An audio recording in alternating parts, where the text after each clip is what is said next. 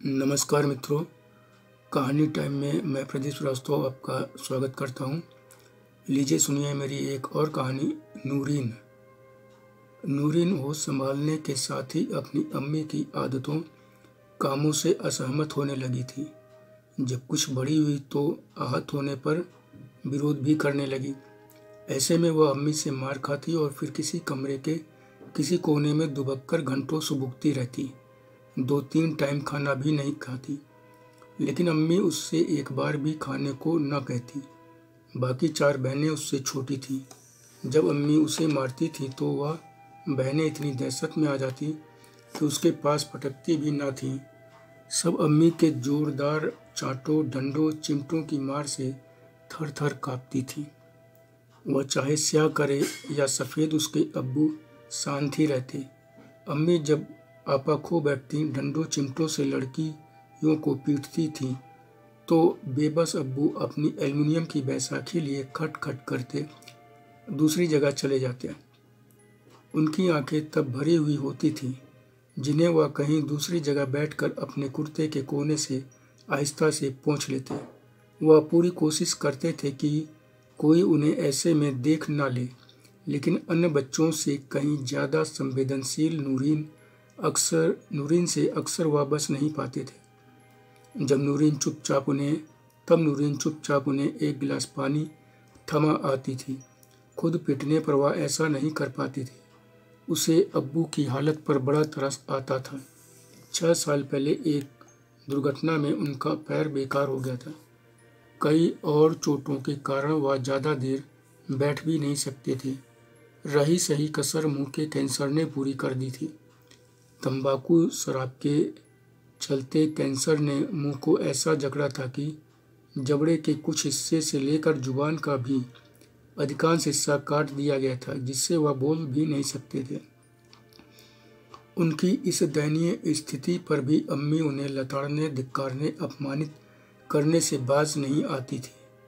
शायद ही कोई ऐसा सप्ताह बीतता जब वह अब्बू को यह कहकर न धिक्कारती हूँ कि ये 5-5 लड़कियां पैदा करके किसके भरोसे छोड़ दी?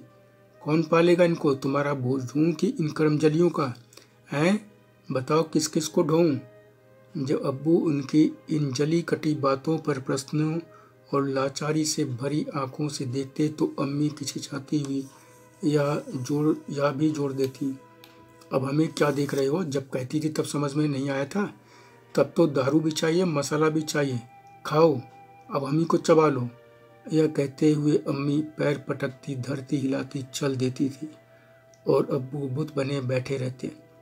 नूरीन को अम्मी की बातें, गुस्सा कभी कभी कुछ ही क्षण को ठीक लगता था कि अब्बू के बेकार होने के बाद घर बाहर का सारा काम उन्हीं के कंधों पर आ गया।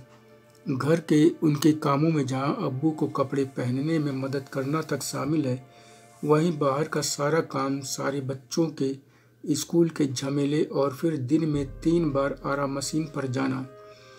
पहले दादा को आरा मशीन पर पहुंचाना, फिर दोपहर का खाना देने जाना, शाम को उनको घर ले आना।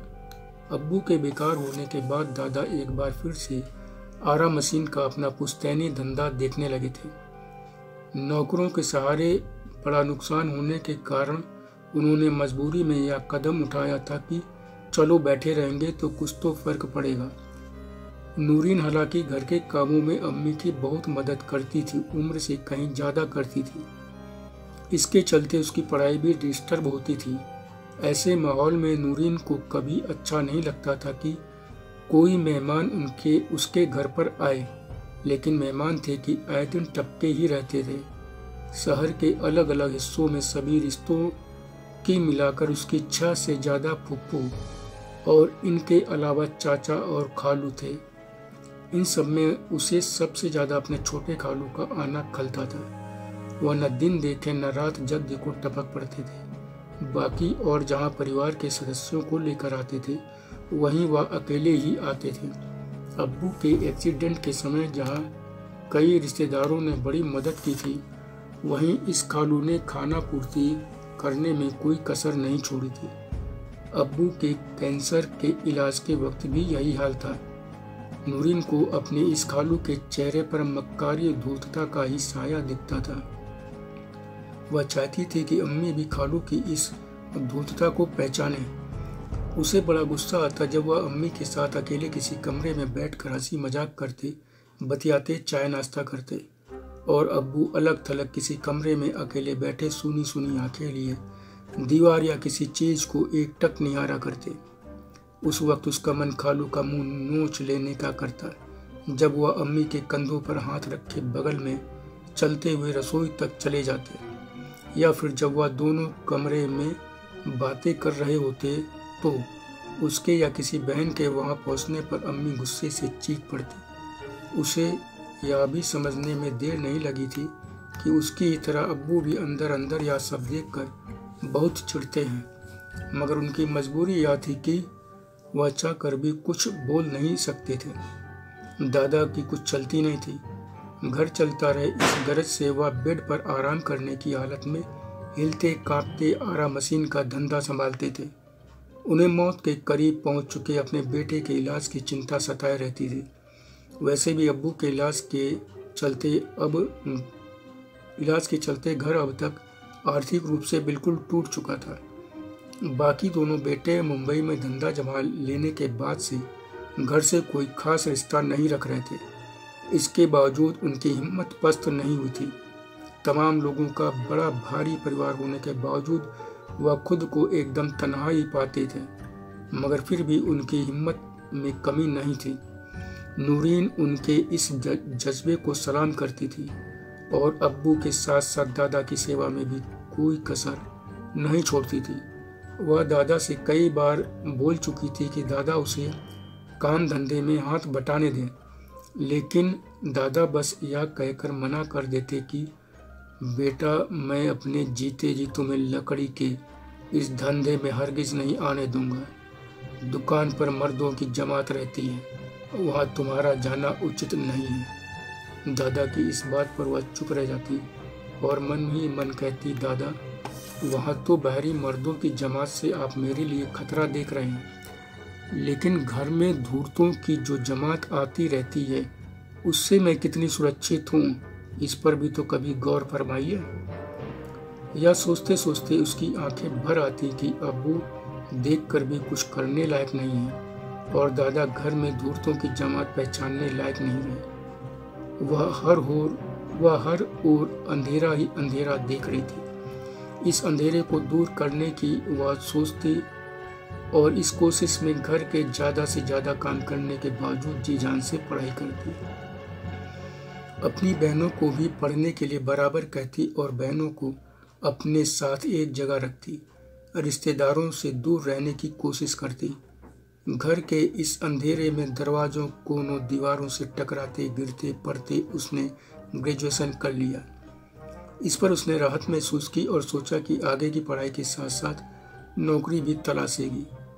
ग्रेजुएशन किए अभी 2-3 महीना भी न बीता था कि पूरे घर पर कहर टूट पड़ा। एक दिन अब्बू के मुंह से खून आने पर जांच कराई तो पता चला कि कैंसर तो गले में भी फैल चुका है और लास्ट स्टेज में है और अब्बू का जीवन चंद दिनों का ही रह गया है। यह सुनते ही दादा को तो जैसे काट मार गया। नूरीन को लगा कि जैसे दुनिया ही खत्म हो गई। अब्बू भले ही अपाहिज हो गए थे, गूंगे हो गए थे, लेकिन एक साया तो था, अब्बू का साया। अम्मी और वह दोनों अब्बू को लेकर फिर पीजीआई लखनऊ के चक्कर लगाने लगी थी। अब अम्मी को देखकर नूरीन को ऐसा लगा कि मानो अम्मी के लिए यह एक रूटीन वर्क है। अब्बू की सामने खड़ी मौत से जैसे उन पर कोई खास फर्क नहीं था, मानो वह पहले ही से यह सब जाने और समझे हुए थी कि यह सब तो एक दिन होना ही था। जल्दी ही पीजीआई के डॉक्टरों ने निराश होकर अब्बू को घर भेज दिया। कहा कि ऊपर वाले पर भरोसा रखें, अब हमारे हाथ में कुछ नहीं बचा। आप चाहें तो टाटा इंस्टीट्यूट मुंबई ले जा सकती हैं। यह सुनकर अम्मी एकदम शांत हो गई। भाव शून्य हो गया उनका चेहरा। वह खुद रो पड़ी थी। पिछली बार जिन रिश्तेदारों ने पैसे आदि हर तरह से सहयोग किया था, वही सब इस बार खाना पूर्ति कर चलते बने। पैसे की तंगी पहले से ही थी। ऐसे में लाखों रुपए अब और कहाँ से आते कि अब्बू को इलाज के लिए मुंबई ले जाते। सब ने एक तरह से हार मान ली। अब पल पल इस दहशत में बीतने लगा कि वह मनहूस पल कौन सा होगा जिसमें मौत अब्बू को छीन ले जाएगी। इधर कहने को दी गई दवाओं का कुछ भी असर नहीं था। अब मुंह में खून, भयानक पीड़ा से अब्बू ऐसा कराते कि सुनने वालों के भी आंसू आ जाएं। इस बीच नूरिन ने देखा कि वह मनहूस खालू अब आ तो नहीं रहा था, लेकिन फ़ोन पर अम्मी से पहले से ज़्यादा बातें करता रहता है। अब्बू की इस हालत और खालू की कमीनगी से नूरिन का खून खौल उठता था। वह अब दादा की आंखों में भी गहरा सूनापन देख रही थी। उन्होंने मुंबई में अपने बाकी बेटों को फ़ोन किया कि तुम्हारा एक भाई मौत के दरवाजे पर खड़ा है, तुम लोग मदद कर दो तो किसी तरह मुंबई भेज दो, वहाँ उसका इलाज करा दो। मगर उन बेटों ने मुख्तसर सा जवाब दिया कि अब्बू, यहाँ इतनी मुश्किलात हैं कि हम चाहकर भी कुछ नहीं कर पा रहे। डॉक्टर हॉस्पिटल तो वहाँ भी बहुत अच्छे हैं, वहीं कोशिश करिए। दादा को इन बेटों से इससे ज़्यादा की उम्मीद भी नहीं थी, मगर उम्मीद की हर किरण की तरफ वह आस लिए बेतहाशा दौड़ पड़ते थे। नूरिन भी दादा के साथ ही दौड़ रही थी, बल्कि वह उनसे भी आगे निकल जाने को छटपटाती थी।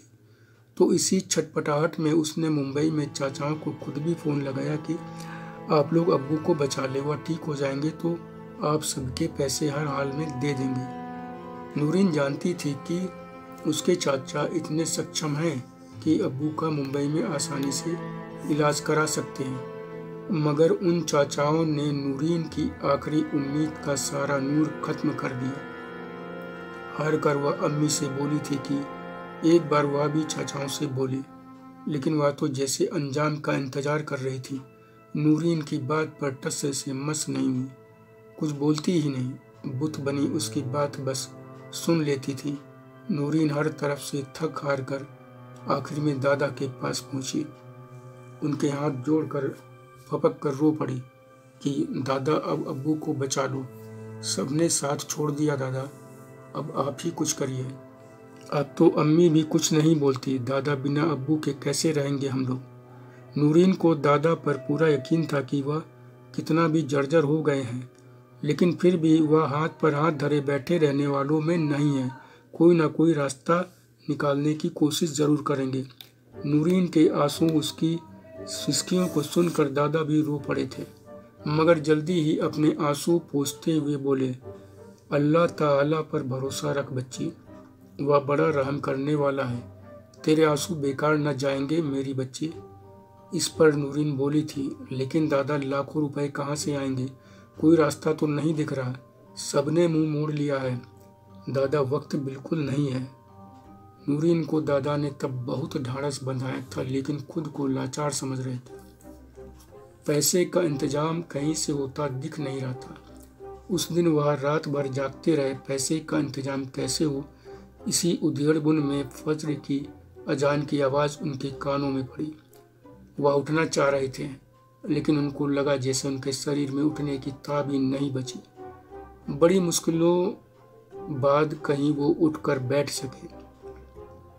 उस दिन पूरी ताकत लगाकर वह बहुत दिनों बाद नमाज के लिए खुद को तैयार कर सके।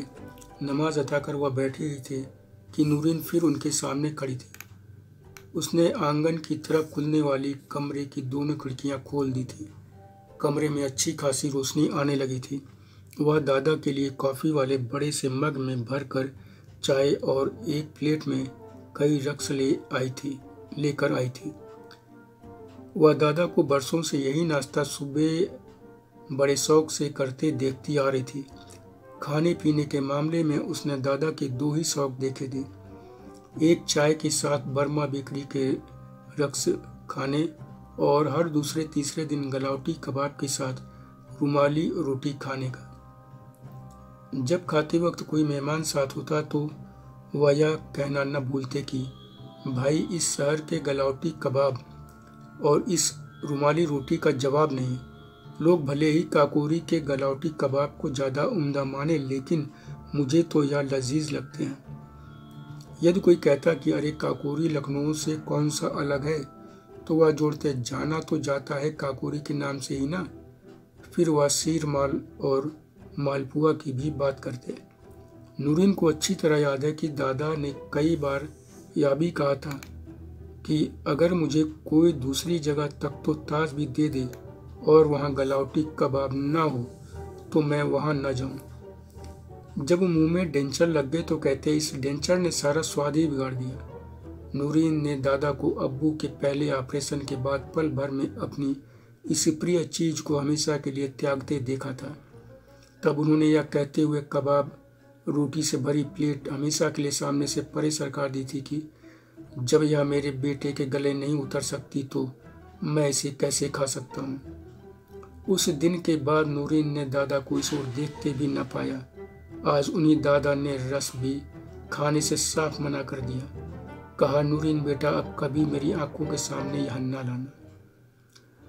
उन्होंने कांपते हाथों से चाय उठाकर पीनी शुरू कर दी थी। उन्होंने इसके आगे कुछ नहीं कहा था, लेकिन नूरीन ने उनकी भरी हुई आंखें देखकर सब समझ लिया था। फिर जल्दी से कुछ बिस्कुट लाकर उनके सामने रखते हुए कहा दादा बिस्कुट भी खा लीजिए, खाली पेट चाय नुकसान करेगी। नूरीन के कई बार कहने पर उन्होंने एक बिस्कुट खाया, फिर भर्राई आवाज में उससे अब्बू के बारे में पूछा। नूरीन बोली रात भर दर्द के मारे कराते रहे, घंटे भर पहले ही सोए हैं। नूरीन की सूजी हुई आंखें देखकर उन्होंने पूछा था तू भी रात भर नहीं सोई? नूरीन ने साफ बोल दिया कि कैसे सोती दादा, अब्बू के पास कोई भी नहीं था। अम्मी बोली थी कि उनकी तबीयत ठीक नहीं है, वो दूसरे कमरे में सो रही थी, अभी कुछ देर पहले ही उठी हैं। दादा को चुप देखकर नूरीन फिर बोली दादा अब्बू का इलाज कैसे होगा, सबने साथ छोड़ दिया है। तब वह बोले ठीक है बेटा, सबने साथ छोड़ दिया है, लेकिन अभी मेरी हिम्मत ने साथ नहीं छोड़ा है। मेरी उम्मीद अभी नहीं टूटी है। अपने सामने अपने बेटे को बिना इलाज मरने नहीं दूंगा। भले ही मकान दुकान बेचने पड़े, झोपड़ी में रहना पड़े, रह लूंगा, मगर हाथ पे हाथ धरे बैठा नहीं रहूंगा। तभी नूरीन को लगा जैसे अब्बू के कराने की आवाज आई है। मैं अभी आई दादा, कहती हुई वह अब्बू के कमरे की ओर दौड़ गई। उसको यूं भागते देख उन्हें लगा कि उनका बेटा शायद जाग गया है। उम्र ने उनके सुनने की कुव्वत भी कम कर दी थी, इसीलिए नूरीन को जो आवाज सुनाई दी उसका उन्हें एहसास ही नहीं था। नूरीन को जाते देख वह या जरूर बुदबुदाए थे न जाने तुम सबकी मुकद्दर में क्या लिखा है। फिर उनका दिमाग रात में सोची इस बात पर चला गया कि अब काम धाम कुछ करने लायक रहा नहीं।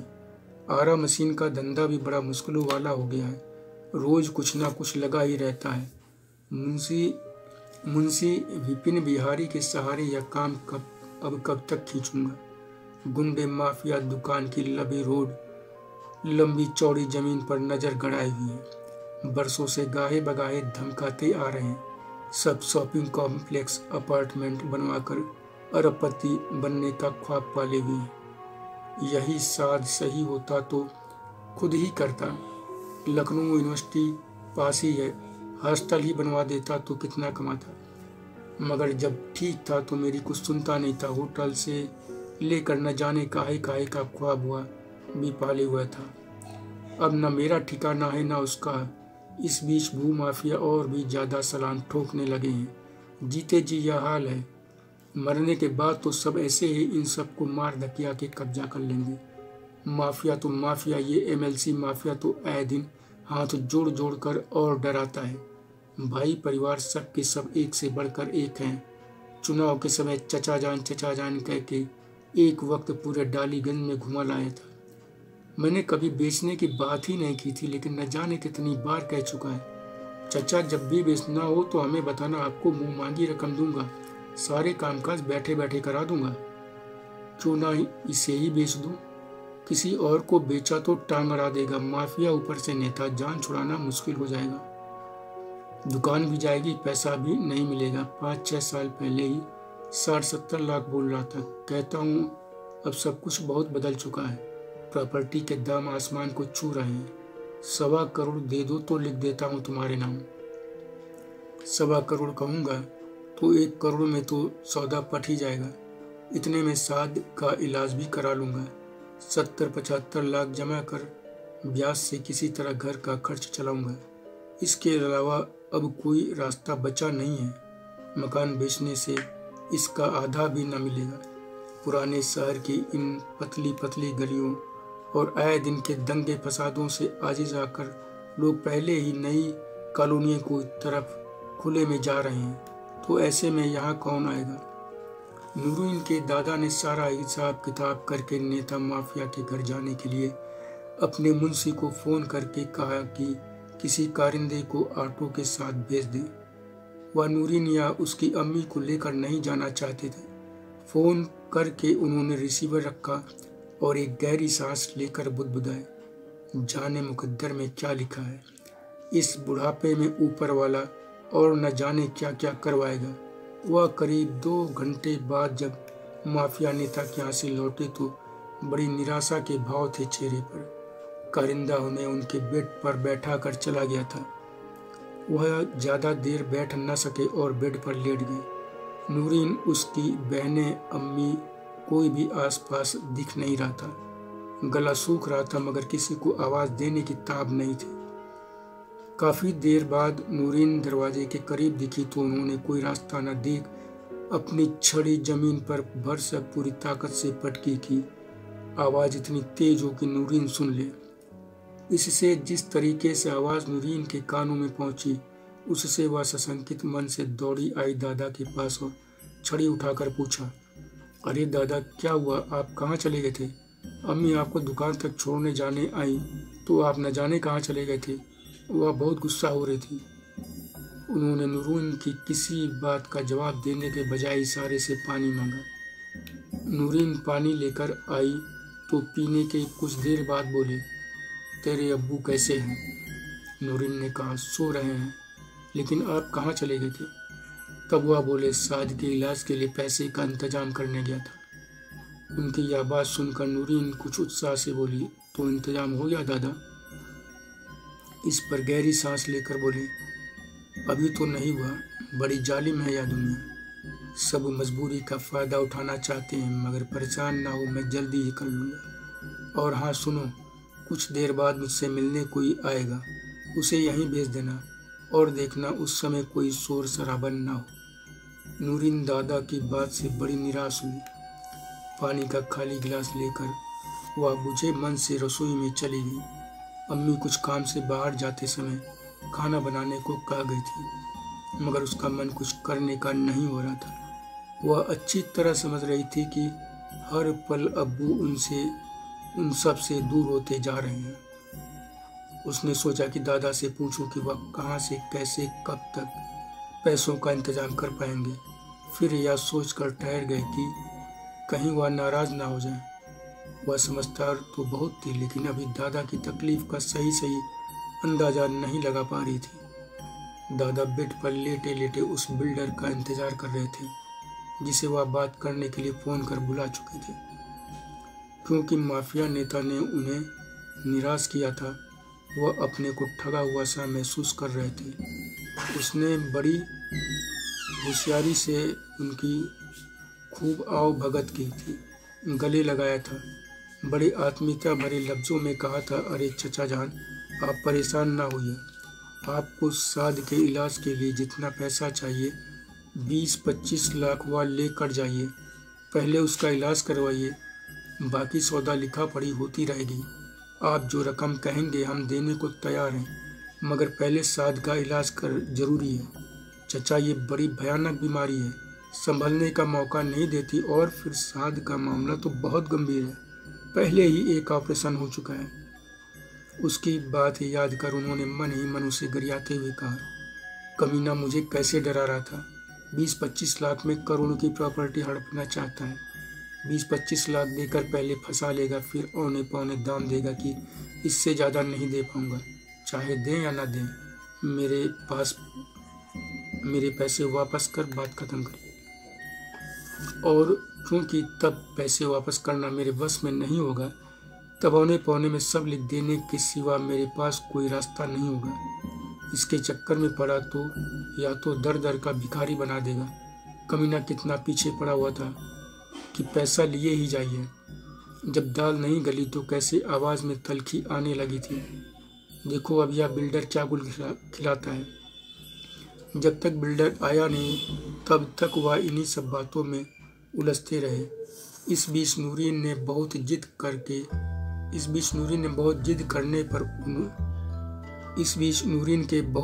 करने पर उन्होंने मूंग की दाल की थोड़ी सी खिचड़ी खाई थी। जब 2.5-3 घंटे बाद बिल्डर आकर गया तो उससे भी उन्हें कोई उम्मीद नहीं दिखी। उसने सीधे कहा कि वह एरिया ऐसा है जो अपार्टमेंट या शॉपिंग कॉम्प्लेक्स दोनों ही के लिए कोई बहुत अच्छा नहीं है, फिर भी हम कोशिश करते हैं, कुछ बात बनी तो आएंगे। नूरीन के दादा ने देखा कि उसकी माँ इस दौरान खिड़की के आसपास बराबर बनी हुई है। उसकी इस हरकत पर उन्हें गुस्सा आ रहा था कि यह छिप कर जासूसी कर रही है। बिल्डर अभी उन्हें निराश करके गया ही था। वह अभी निराशा से उबर भी न पाए थे कि वह अंदर आ गई और सीधे बेलौस पूछताछ करने लगी। यह क्या कर रहे हैं? उनके यह बताने पर कि साथ के इलाज के लिए दुकान बेचकर पैसे का इंतजाम कर रहा हूँ, तो वह बहस पर उतर आई कि आप बिना बताए ऐसा कैसे करने जा रहे हैं? वह मेरे शौहर हैं, जो करना है मैं करूँगी। मैं अच्छी तरह जानती हूँ कि मुझे क्या करना है क्या नहीं। आपको कुछ करने की जरूरत नहीं, आप तो हम सबको भीख मंगवा देंगे। नूरीन के दादा उसकी अम्मी की इन बातों का ऐसा समझते ही सख्ते में आ गया। उसने सख्त लहजे में कहा था कि आप दुकान नहीं बेचेंगे।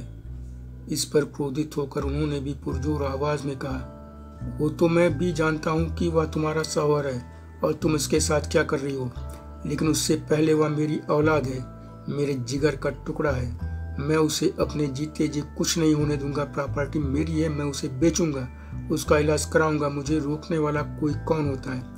अगर मेरे रास्ते में कोई आया तो मैं उसे छोड़ूंगा नहीं, पुलिस में रिपोर्ट कर दूंगा।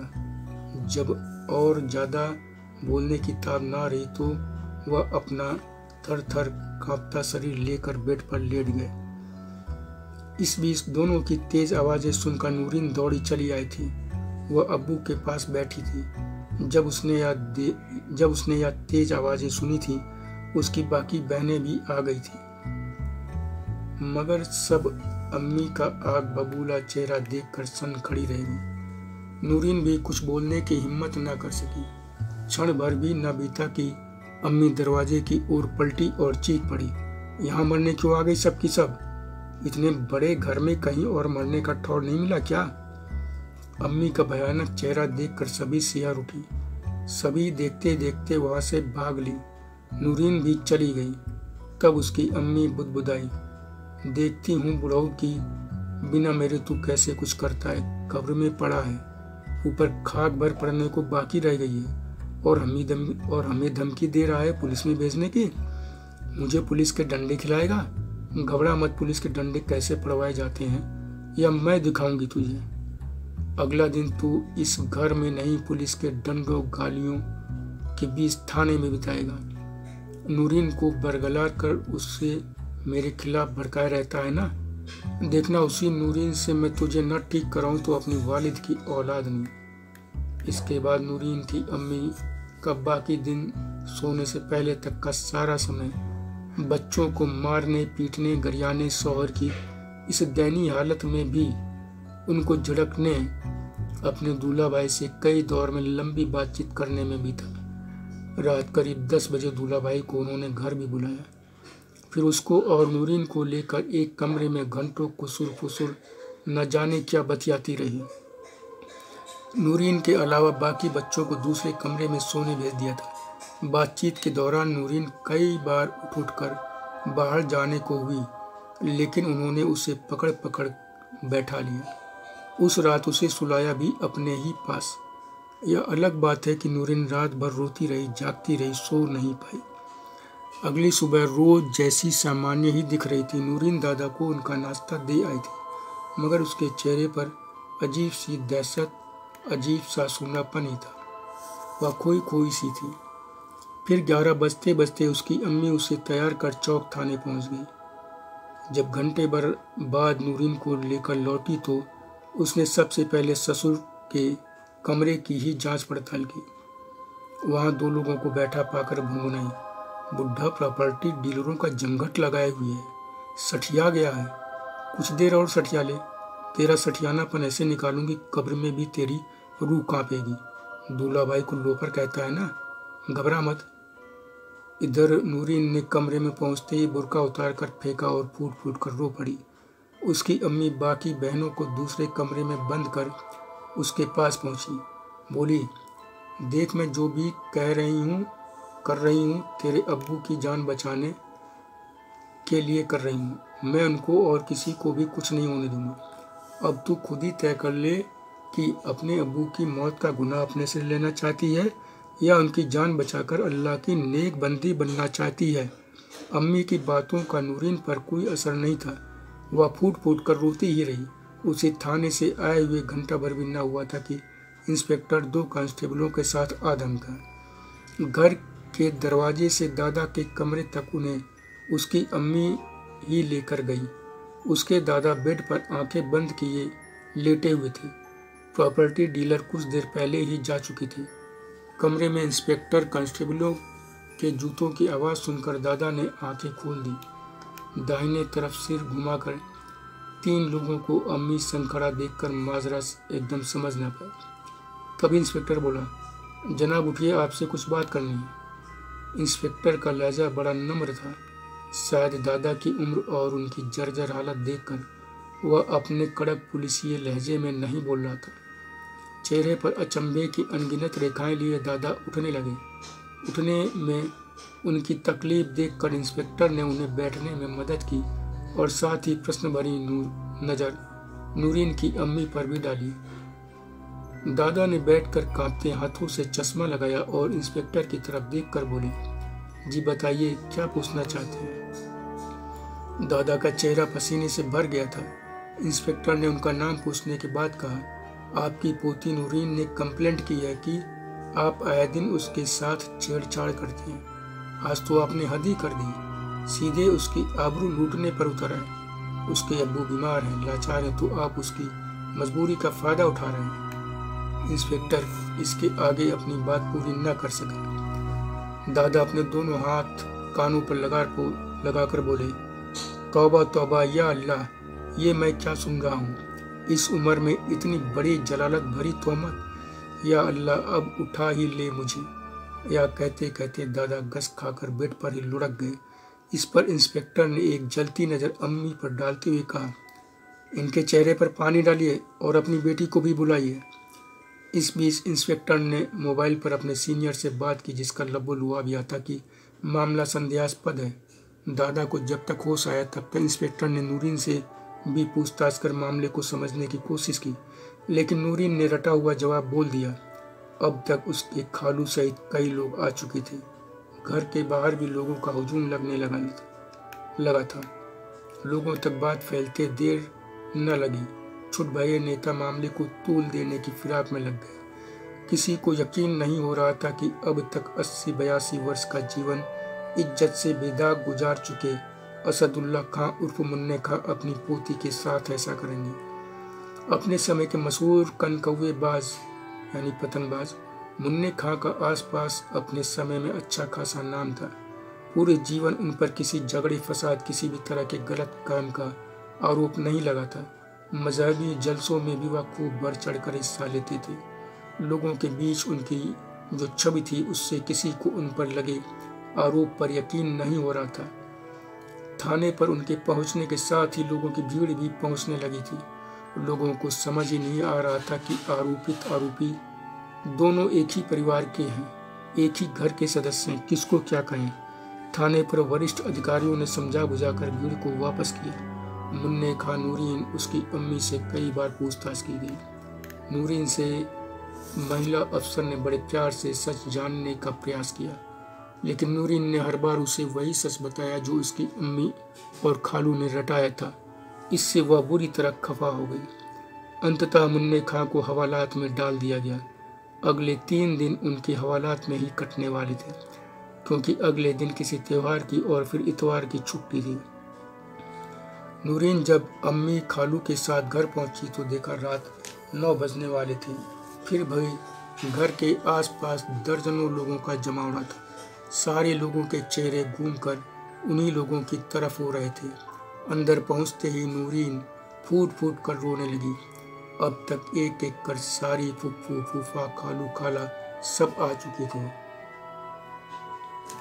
घर लोगों से भर चुका था, साथ ही 2 धड़ों में बटा भी हुआ था। एक धड़ा दादा की लड़कियों उनके परिवारों का था, जो दादा को अम्मी की साजिश का शिकार एकदम निर्दोष मान रहा था। दूसरी तरफ नूरीन की ननिहाल की तरफ के लोग थे, जो मासूम नूरीन को दादा के जुल्मों का शिकार, उनकी करतूतों की सताई लड़की मान रहे थे, जो यह कहने से न चूक रहे थे कि बेचारी के बाप की अब तब लगी है और बुढ़ा उसे अभी से अनाथ समझ हाथ साफ करने में लगा हुआ है। तो कोई बोल रहा था कि ऐसे गंदे इंसान को तो दोजख में भी जगह ना मिलेगी। अरे इसकी हिम्मत तो देखो, इसे तो जेल में ही सड़ा कर मार देना चाहिए। नूरीन के कानों में यह बातें पिघले शीशे सी पड़ रही थी। उसके आंसू बंद ही नहीं हो रहे थे, मारे शर्मिंदगी कि वह कमरे से बाहर नहीं निकल रही थी। दरवाजा अंदर से बंद कर रखा था। सारी फुफ्फू उससे बात कर सच जानना चाह रही थी, लेकिन अम्मी और उनका धड़ा मिलने ही नहीं दे रहा था। देखते ही देखते घर में ही दोनों धड़ों के बीच मारपीट की नौबत आ गई। फिर फुफ्फू फूफा और मोहल्ले के कई लोगों का हुजूम थाने पहुंचा कि किसी तरह दादा को छुड़ाया जाए, जिससे का जो बन सका फोन ओन सब कराया गया। लेकिन पुलिस ने कानून के सामने व्यवस्था जाहिर करके सबको वापस भेज दिया। उन सब के आने पर नूरीन की अम्मी ने एक और हंगामा किया। अपने सारे लोगों के साथ मिलकर किसी को घर के अंदर नहीं घुसने दिया। बात बढ़ गई। आधी रात हंगामा देख किसी ने पुलिस को फोन कर दिया।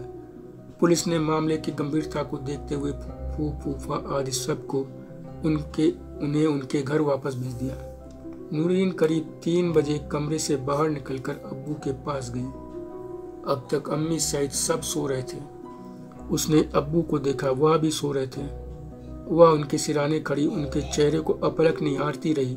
उसे लगा जैसे अब्बू के शरीर में कोई जुम्बी सी नहीं हो रही है। उसने घबराते हुए उनके हाथ को पकड़कर हल्के से हिलाया। कोई जवाब न मिला तो उसने दोबारा हिलाते हुए अब्बू आवाज भी दी, तो इस बार उन्होंने हल्के से आंखें खोल दी। नूरीन को लगा वह नाहक घबरा उठी थी। अब्बू तो पहले जैसे ही हैं, मगर उनकी आंखों में हल्की सी सुर्खी जरूर आ रही थी। उसने अब्बू के कंधे पर कुछ ऐसे थपकी दी जैसे कोई माँ अपने दूधबुए बच्चे को थपकी देकर सुलाती है। उसने देखा अब्बू ने भी आंखें बंद कर ली और सो गए। अगला पूरा दिन अजीब से कोहराम और कसमकस में बीता। जंग का मैदान बने घर में उसे लगा कि एक पक्ष जहाँ दादा को छुड़ाने के लिए एड़ी चोटी का जोर लगा रहा है, वहीं अम्मी और उनका गुट दादा को हर हाल में लंबी सजा दिलाने में लगा है। इतना ही नहीं, अम्मी उस पर बराबर नज़र भी रखे हुए हैं, किसी से मिलने भी नहीं दे रही हैं। इस बीच मान मनोबल दबाव सुलह समझौते की सब की सारी कोशिशें अम्मी की एक ही बात के आगे ढेर होती रही कि मैं ऐसे आदमी को बख्श के अपने सिर पर गुनाह का बोझ न ला दूंगी जिसने मेरी जवान मासूम बेटी की इज्जत पर हाथ डाला है। नूरीन ने देखा कि अम्मी के बेअंदाज तेवर के आगे सब धीरे धीरे पस्त होते जा रहे। इतना ही नहीं, लोगों के बीच यह बात भी दबे जुबान हो रही है कि ऐसी औरत का क्या ठिकाना, अपना स्वार्थ सिद्ध करने के लिए न जाने किस पर क्या आरोप लगा दे। ऐसी ही किचकिच के बीच पूरा दिन बीत गया। न ठीक से खाना पानी, न ही आराम। समोसा चाय, नमक पारा चाय पर ही सब रहे। मर्द लोग बाहर खा पी कर आते रहे। उसने अब्बू के लिए उनके हिसाब से लिक्विड फूड नली के जरिए दिया। उसे दिन भर सबसे ज्यादा कुड़न अम्मी और खालू के बीच गुपचुप होती गुफ्तगू से हुई। काली रात फिर गिराई। बड़ी जिद पर उसे अम्मी ने अपने कमरे में सोने की इजाजत दी। वह जब सोने के लिए कमरे में पहुंची तो देखा उसकी बहनें सो चुकी हैं। उसके तखत पर बिस्तर गायब था। मतलब साफ था कि किसी मेहमान के लिए ले लिया गया था। उठाने वाले को यह परवाह बिल्कुल नहीं थी कि वह कैसे सोएगी। आधी रात में कोई और रास्ता न देख वह बिना बिस्तर के ही लेट गई। कम रोशनी का एक बल्ब अंधेरे से लड़ने में लगा हुआ था। 2 दिन से ठीक से सो ना पाने, खाना पीना ना मिलने, भयंकर तनाव के चलते उसे सिर दर्द हो रहा था। आंखें जल रही थी, मगर फिर भी उसका मन दादा पर लगा हुआ था। उसका मन बार बार उस हवालात में चला जा रहा था जिसमें दादा बंद थे। वह यह सोच सोच कर परेशान होने लगी कि उनकी जर्जर सूखी हड्डियां हवालात की पथरीली जमीन का कैसे मुकाबला कर रही होंगी। अब तक तो उनका अंग अंग चोटिल हो चुका होगा। जिस तरह से उन्हें जीप में बिठाया गया, थाने पर इधर उधर किया गया, उस कड़ियल व्यवहार, कड़ियल माहौल को वह कितना झेल पाएंगे। 2-4 दिन भी झेल पाए तो बड़ी बात होगी। अम्मी के दबाव, उनके डर के चलते मैंने एक फरिश्ते जैसे इंसान पर, वह भी अपने सगे दादा पर एकदम झूठा, वह भी इतना घिनौना आरोप लगाया। इन ख्यालों ने उसे भीतर ही भीतर और तोड़ना शुरू कर दिया। उसकी आंखों के किनारों से आंसू निकलकर कानों तक जाकर उन्हें भिगो रहे थे। इस बात पर वह सिसक पड़ी कि वह अम्मी खालू की साजिश का आखिर विरोध क्यों न कर पाई। तमाम बातों पर अम्मी से अक्सर भिड़ जाने की उसकी हिम्मत आखिर कहाँ चली गई थी कि दादा पर ऐसा आरोप लगाया। वह दादा जो मेरे अब्बू हम सब के भविष्य के लिए अपनी जान से प्यारी दुकान पुरखों की निशानी कैसे एक पल गवाए बिना बेचने लगे, और एक अम्मी है जो अब्बू का क्या होगा, उसे इससे ज़्यादा चिंता प्रॉपर्टी की है। उसे बचाने के लिए इस हद तक गिर गई। मुझे अब्बू के नाम पर कितना डरा धमका रही है। एक तरह से ब्लैकमेल कर रही है, अब्बू की जान का भय दिखाकर ब्लैकमेल कर रही है।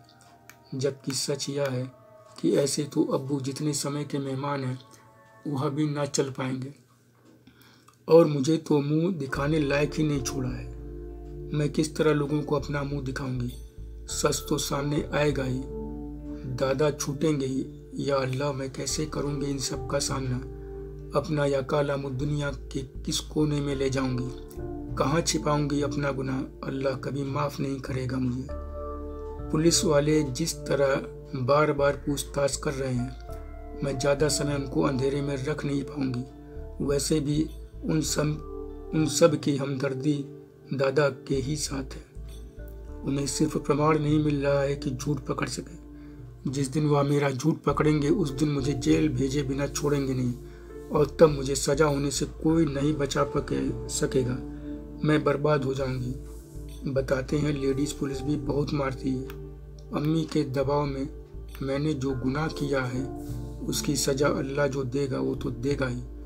पुलिस उससे पहले ही हड्डी पसली एक कर देगी। दुनिया थूक थूक कर ही ऐसी जलालत की दुनिया में झोंक देगी कि मेरे सामने सिवाय कहीं डूब मरने के कोई रास्ता नहीं होगा। अम्मी का यह झूठ गुनाह बस 2-4 दिन का ही है। उसके गुनाह से मैंने यदि समय रहते निजात न पाली तो सब कुछ बर्बाद होने, तबाह होने से बचा न पाऊंगी। समय रहते अम्मी के गुनाह की इस दुनिया को नष्ट करना ही होगा।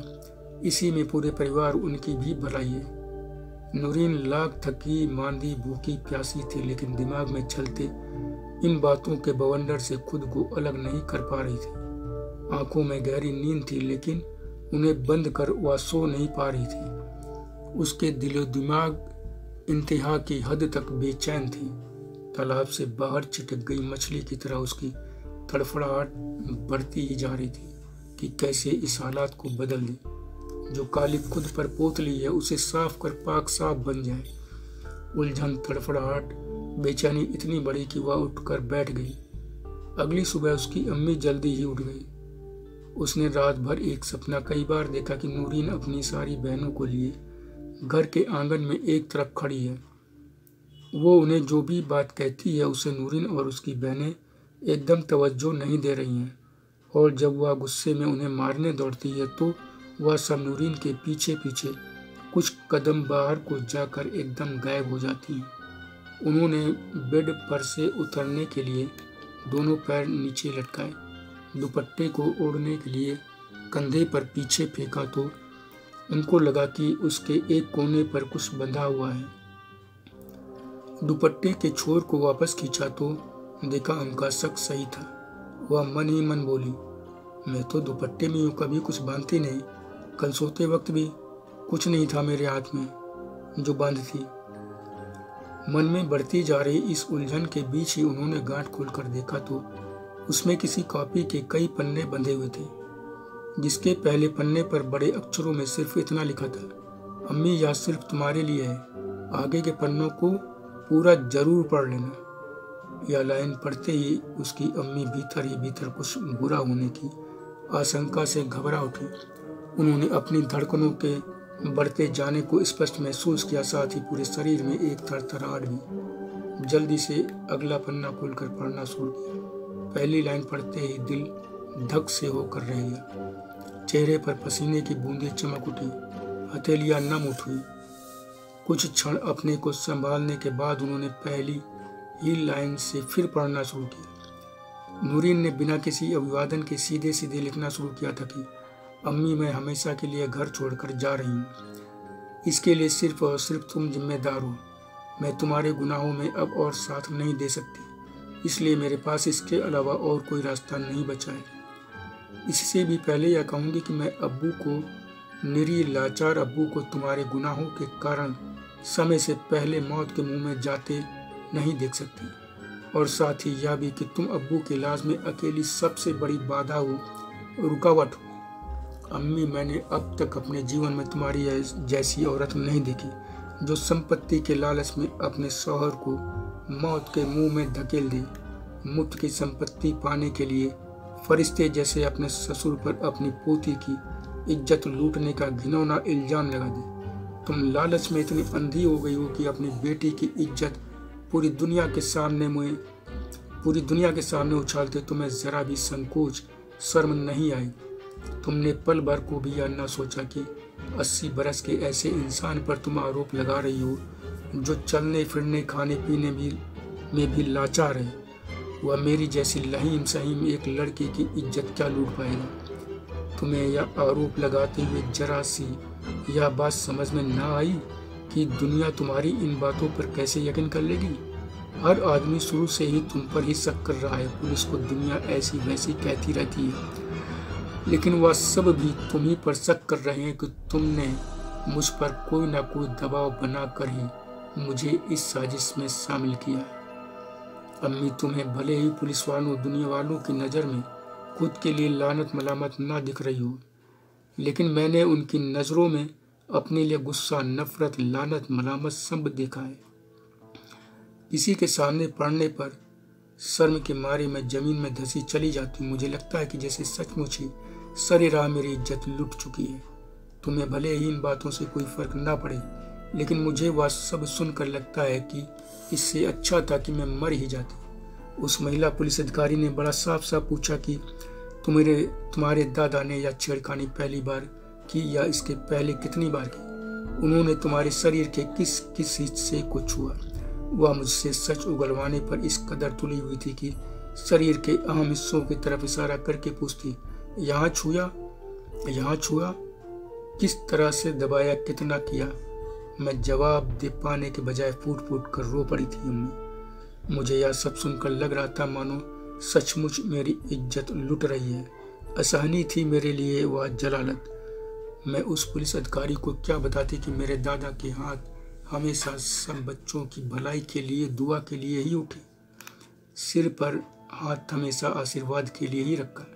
लेकिन अम्मी, मैं ऐसी कुर्राट पुलिस ऑफिसर के भी सामने ऐसी जलालत भरी स्थिति में भी टूटी नहीं। झूठ को बराबर सच बनाए रही, रोती रही मगर अड़ी रही, क्योंकि अब्बू का चेहरा बराबर मेरे सामने था और तुम्हारी धमकी बराबर कानों में गूंज रही थी कि जरा भी तूने सच बोला तो अब्बू का मरा मुंह देखेगी। तुम बराबर झूठ पर झूठ बोलती रही कि तुम और खालू अब्बू के इलाज के लिए पैसे का इंतजाम बस कर चुकी हो। अम्मी, यह सब जानते हुए भी मैं सिर्फ इसलिए तुम्हारे इशारे पर नाचती रही क्योंकि मैं किसी भी सूरत में अब्बू को नहीं खोना चाहती, और इसीलिए यहाँ से भागने का भी फैसला लिया हमेशा के लिए, क्योंकि मैं जानती हूँ कि मैं यहाँ रहूँगी तो तुम तो अब्बू का इलाज कराने से रही, ऊपर से दादा को भी छोड़ोगी नहीं। इस हालत में इस तरह तो वह यूं ही चल बसेंगे, इसलिए मैं जा रही हूँ। सबसे पहले मैं यहाँ से जाकर पुलिस को विस्तार से ईमेल करूँगी कि दादा को किस तरह झूठी साजिश रचकर फंसाया गया। मुझे साजिश में शामिल होने के लिए फंसाया गया, विवश किया गया।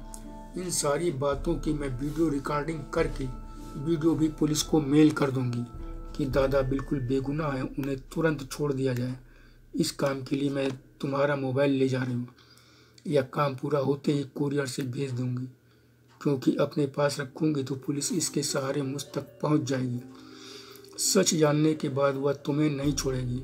इसलिए मैं दादा को भी फ़ोन करके उनसे गुजारिश करूंगी कि वो खालू को छोड़कर हमें, तुम्हें और बाकी सबको बख्श दें। पुलिस को भी किसी तरह मना कर दें। उन्हें अब्बू का वास्ता दूंगी, अल्लाह ताला का वास्ता दूंगी कि हम भटक गए थे, हमें माफ़ कर दें। हमें पूरा यकीन है कि वे ऐसे नेक इंसान हैं कि हमने उनसे इतनी घिनौनी ज्यादती की है, लेकिन वह फिर भी हमें बख्श देंगे। वो इतनी कुव्वत रखते हैं कि हमें ज़रूर बचा लेंगे। अम्मी, अब तुम यह सोच रही होगी कि इस सबसे अब्बू का इलाज कहाँ से हो जाएगा। तो अम्मी, यह अच्छी तरह समझ लो कि जब मुझे यह पक्का यकीन हो गया कि यह कदम उठाने से दादा को बचाने के साथ साथ अब्बू के इलाज का रास्ता साफ हो जाएगा, तभी मैंने यह कदम उठाया। मैं दादा से साफ कहूँगी कि आप छूटते ही सबसे पहले जो प्रॉपर्टी बेचना चाहते हैं तुरंत बेचकर अब्बू का इलाज कराइए और घर में शांति बनी रहे। इसके लिए वह तुम पर किसी सूरत में कोई केस ना करे, तुम्हें बख्श दे। एक तरह से यह तुम्हारे लिए सजा भी है। मैं उनसे यह भी कहूँगी कि दादा मुझे भूल जाओ, क्योंकि मेरे वहाँ रहने पर आप यह सब नहीं कर पाएंगे, क्योंकि अम्मू खालू के साथ कोई ना कोई साजिश रचकर मुझे फंसाए रहेंगे। अम्मी, मैं दादा को यह भी बता दूंगी कि तुमने किस तरह प्रॉपर्टी के चक्कर में मेरा निकाह खालू के लड़के दिलशाद से करने की साजिश रची है। अम्मी, तुम प्रॉपर्टी के चक्कर में इस कदर गिर जाओगी, मैंने यह कभी भी नहीं सोचा था। तुम्हें यह भी ख्याल नहीं आया कि मैं भी एक इंसान हूँ, कोई भेड़ बकरी नहीं कि जहाँ चाहे वहाँ बांध दिया, जब चाहा तब जबा कर दिया। इस निकाह के बारे में सोचते हुए तुम्हें यह ख्याल तो करना चाहिए था कि जिस लड़के के साथ मैं बचपन से खेलती कूदती पढ़ती लिखती आई, जिसे मैंने हमेशा सगा भाई माना, उसे सगे भाई का दर्जा दिया, चाहा, प्यार किया, और उसने भी हमें हमेशा सगी बहन माना, प्यार दिया, उससे तुम मेरा निकाह करने का फैसला किए बैठी हो। खालू तो खालू ठहरे, वह जानते हैं कि घर में कोई लड़का है नहीं। मकान दुकान मिलाकर कई करोड़ की प्रॉपर्टी है जो अंततः लड़कियों को ही मिलेगी। इस स्वार्थ में अंधे हो उन्होंने तुम्हें फंसाया, फिर अपने लड़के को मुझसे निकाह के लिए तैयार कर लिया। जब से तुम दोनों ने दिलशाद को इसके लिए तैयार किया, तब से उसको मुझसे मिलने नहीं दिया, क्योंकि तुम्हें यह डर है कि मुझसे मिलने के बाद वह मुकर न जाए। अम्मी, तुम्हें सोचना चाहिए था, आखिर मैं ऐसे शख्स से कैसे निकाह कर लूँगी जिसे बचपन से भाई की तरह देखती रही हूँ, फिर अचानक उसे शौहर मान लूँ, उसके बच्चों को पैदा करने लगूँ। छी अम्मी, मुझे घिन आती है, यह ख्याल आते ही उबकाई आने लगती है। मैं दिलशाद को भी समझा कर मेल करूँगी। मुझे यकीन है कि वह भी कदम पीछे खींच लेगा। मैं उसको यह भी समझाऊंगी कि यदि तुम्हारे अब्बू, मेरी अम्मी, मेरी छोटी बहनों से निकाह की बात चलाए तो भी तुम ना मानना, बल्कि ऐसी किसी गलत काम को तुम रोकना भी। अम्मी, मैं एकदम समझ नहीं पा रही हूँ कि आखिर खालू ऐसा कौन सा काला जादू जानते हैं कि इतनी आसानी से तुम्हें बरगलाया, अपने इशारे पर तुम्हें नचाते हुए एक के बाद एक गुनाह करवाए जा रहे हैं। अम्मी, जरा सोचो कि इससे बड़ा गुनाह क्या होगा कि तुम उनके बहकावे में आकर अपने शौहर से दगा कर बैठी। मेरी जुबान या कहते नहीं काफ रही अम्मी कि तुम लंबे समय से यह इंतजार कर रही हो कि कब शौहर इस दुनिया से कूच कर जाए। अम्मी, यह कहने की हिम्मत इसलिए कर पाई क्योंकि तुम्हारी हरकतों ने दिलो दिमाग से तुम्हारे लिए सारी इज्जत धो डाली है। जिस तरह तुमने अपनी जवान लड़कियों के सामने घर में शौहर के रहते खालू से नाजायज संबंधों की पेंगे बढ़ाई, उससे अम्मी मन में तुम्हारे लिए नफरत ही नफरत भर गई है। अपने शौहर की लाचारगी का जैसा फायदा तुम उठा रही हो अम्मी, वैसा शायद ही कोई बीवी उठाती हो। जरा सोचो अम्मी, तुम्हारी इस घिनौनी जलील हरकत से अब्बू पर क्या बीतती होगी। अम्मी, गुनाह करके ज्यादा दिन बचा नहीं जा सकता। और अब यही तुम्हारे साथ भी हुआ है। मैं जा रही हूँ, मेरे जाने से तुम्हारे और कई गुनाह भी बेपर्दा हो जाएंगे। कम से कम दादा के साथ तुमने जो किया हुआ तो बेपर्दा हो ही जाएगा। जहाँ तक बाकी गुनाहों की बात है तो समय के साथ वह अपने आप ही खुल जाएंगे, क्योंकि गुनाह एक दिन खुद पुरजोर आवाज में दुनिया के सामने सच बोल ही देता है। अम्मी, मैं पुलिस को यह भी कह दूंगी कि मैं अब बालिग हूँ, मैं कहीं भी जाने के लिए स्वतंत्र हूँ।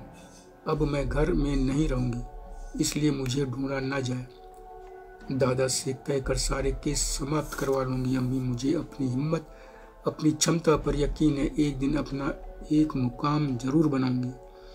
जिस दिन कुछ बन गई उस दिन एक बार घर जरूर आऊंगी। माना दुनिया बहुत खतरनाक है, एक अकेली लड़की का उसमें रहना दुनिया के सबसे भयानक खतरे का सामना करने जैसा है। शेर, चीतों, भालुओं जैसे हिंसक जानवरों से भरे जंगल में अकेले घूमने जैसा है। अम्मी, खालू जैसे लोगों के चलते खतरे का सामना तो मैं अपने घर में भी करती ही आ रही हूँ। अम्मी, इसी खतरनाक दुनिया में एक लड़की पढ़ लिख कर मेहनत करके होटल में वेटर से लेकर न जाने क्या क्या काम करके आगे बढ़ती है, अपने इसी मुल्क में केंद्रीय मंत्री बन जाती है। और भी ऐसी न जाने कितनी लड़कियों ने अपना मुकाम बनाया है, तो मैं भी क्यों नहीं बना सकती। अम्मी, मैं जिस दिन कुछ बन जाऊंगी उस दिन अपनी बहनों को भी साथ ले जाऊंगी। और हाँ, मैं तुम्हारा बुर्का पहन कर जा रही हूँ, बड़ा खूबसूरत है। तुम भले ही छुपाओ, लेकिन मुझे मालूम है कि किसने दिया है। वैसे भी क्या वाकई तुम्हें बुर्के की जरूरत है भी? अम्मी, तुमने मेरे सामने इसके अलावा कोई रास्ता नहीं छोड़ा, इसलिए जा रही हूँ। हो सके तो गुनाहों से तौबा कर लेना। जिंदगी बड़ी खूबसूरत है, इसे खूबसूरत बनाए रखना अपने ही हाथों में है। अच्छा, अल्लाह हाफिज। नूरीन के खत को पूरा पढ़ते पढ़ते नूरीन की अम्मी पसीने से नहा उठी। उन्हें सब कुछ हाथों से निकलता लग रहा था। हाथों से कागजों को मोड़कर उन्हें जल्दी से एक अलमारी में रखकर ताला बंद कर दिया। दूल्हा भाई को फोन करने के लिए उस कमरे में जाने को उठी जिसमें लैंडलाइन फोन रखा था। पसीने से तर उनका शरीर कांप रहा था। उन्होंने दरवाजे की तरफ कदम बढ़ाया ही था कि एकदम से नूरीन सामने आ खड़ी हुई। वह एकदम हक्का बक्का पल भर को बुत सी बन गई। नूरीन भी उनसे 2 कदम पहले ही स्तब्ध हो ठहर गई। उसकी अम्मी के दिमाग में एक साथ उठ खड़े हुए अनगिनत सवालों ने उन्हें एकदम झकझोर कर रख दिया। फिर भी घर में मेहमानों की मौजूदगी का ख्याल उनके सातिर दिमाग से छूट न सका। वह दांत पीसती हुई आग बबूला हो बोली, कल मूवी तू तो जहन्नुम में चली गई थी, फिर यहाँ मरने कैसे आ गई? कहीं ठिकाना नहीं लगा? यह कहती हुई वह नूरीन की तरफ बढ़ने को हुई तो वह बेखौफ बोली, दिलसाद से बात करने के बाद मैंने इरादा बदल दिया। उसकी इस बात का अम्मी ने न जाने क्या मतलब निकाला कि उस पर हाथ उठाती हुई बोली, हरामजादी, मुझको बच्चलन कहते तेरी काली जुबान कटकर गिर ना गई? अम्मी के ऐसे रौद्र रूप से पहले जहां नूरीन दहल उठती थी, वह इस वक्त बिल्कुल नहीं डरी और अम्मी के उठे हाथ को बीच में ही थाम कर बोली, बस अम्मी, अब भी संभल जाओ, नहीं तो मैं चिल्लाकर सबको इकट्ठा कर लूंगी। कल्पना से परे उसके इस रूप से अम्मी सहम सी गईं। उन्हें जवान बेटी के हाथों में गजब की ताकत का एहसास हुआ। उन्होंने अपना हाथ नूरीन के हाथों में ढीला छोड़ दिया तो नूरीन ने उन्हें अपनी पकड़ से मुक्त कर दिया। दोनों माँ बेटी पल भर एक दूसरे की आंखों में देखती रही। नूरीन की आंखें भर चुकी थी, अम्मी की आंखें क्रोध से धधक रही थी, सुर्ख हुई जा रही थी। सासावा बोली, मालूम होता तू ऐसी होगी तो पैदा होते ही गला घोंट कर कहीं फेंक देती। इतना ही नहीं, यह कहते कहते उन्होंने नूरीन को पकड़कर एक तरह से उसे जबरन बेड पर बैठा दिया।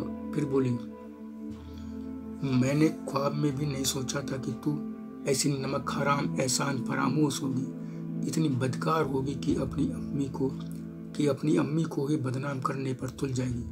उसे बच्चलन कहने में तेरी जुबान नहीं कांपेगी? तेरी जैसी औलाद से अच्छा था कि मैं बेऔलाद रहती। अरे आज तक सुना है कि किसी लड़की ने अपनी अम्मी को ऐसा कहा हो, उसकी जासूसी की हो, चली थी घर छोड़कर भागने, मुकाम बनाने, अम्मू का इलाज कराने, उस बुड्ढे को छुड़ाने, कर चुकी सब। अपनी यह मनहूस सूरत लेकर बाहर निकलने में जान निकल गई। घबरा नहीं, मैं तेरी सारी मुराद पूरी कर दूंगी। अब तेरी रूह भी इस घर से बाहर न जाने पाएगी। देखना मैं तेरा क्या हाल करती हूँ। अम्मी, तुम्हारे जो दिल में आए कर लेना, मारकर फेंक देना मुझे, मैं उफ तक ना करूँगी, मगर पहले अब्बू का इलाज हो जाने दो। इतना सुनते ही उसकी अम्मी फिर बरस पड़ी।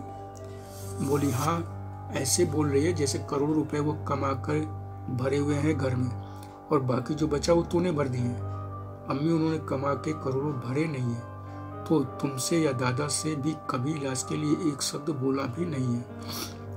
जो भी उनका इलाज अभी तक हुआ है वह दादा ने खुद कराया है। एक बाप ने अपने बेटे का इलाज कराया है, और वही बाप आगे भी अपने बेटे का इलाज कराने के लिए अपनी संपत्ति बेच रहा है, तो तुम्हें क्यों ऐतराज हो रहा है? उसकी इस बात पर उसकी अम्मी और आग बबूला हो उठी। किचकिचाते हुए बोली, चुप। इसके आगे वह कुछ और बोल न सकी, क्योंकि नूरीन बीच में ही पहले से कहीं ज्यादा तेज आवाज में बोली, बस अम्मी, बहुत हो गया। मेरे पास अब फालतू बातों के लिए वक्त नहीं है। मैं थाने जाकर अपनी कंप्लेंट वापस लेने के लिए दिलशाद को बुला चुकी हूँ। वह कुछ देर में आता ही होगा। मैं हर सूरत में दादा को छुड़ाकर आज ही लाऊंगी, समझी? अब इस बारे में मैं तुमसे या किसी से भी एक शब्द न सुनना चाहती हूँ और ना ही कहना चाहती हूँ।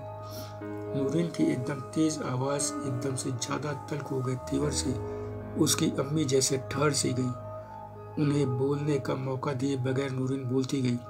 उसने आगे कहा, और अम्मी, यह भी साफ साफ बता दूं कि मैंने घर छोड़ने का इरादा बाहर आने वाली दुश्वारियों से डरकर नहीं बदला। मैंने घर छोड़ने का इरादा दिलशाद से बात करके या समझने के बाद बदला कि जिस मकसद से मैं यह कदम उठा रही हूँ वह तो पूरा ही नहीं होगा। दिलशाद ने साफ कहा कि ऐसे कुछ नहीं हो पाएगा, केस उलझ जाएगा, पुलिस पहले तुमको ढूंढने में लग जाएगी, और कोई आश्चर्य नहीं कि अपनी योजना पर पानी फिर जाने और लेटर में लिखी तुम्हारी बातों से खिसियाई गुस्साई अम्मी तुम्हारे फूफा वगैरह पर यह आरोप लगा दें कि उन लोगों ने उनकी लड़की नूरीन का अपहरण करा लिया या हत्या कर दी। वह कुछ भी कर सकती है, ऐसा ही कोई और बखेड़ा भी खड़ा कर सकती है। ऐसे में दादा का छूटना, अब्बू का इलाज तो दूर की बात हो जाएगी। तुम्हारी अम्मी घर के न जाने कितनों और को अंदर करा देगी। तुम भाग कर ना अपनी बहनों को बचा पाओगी और ना खुद को।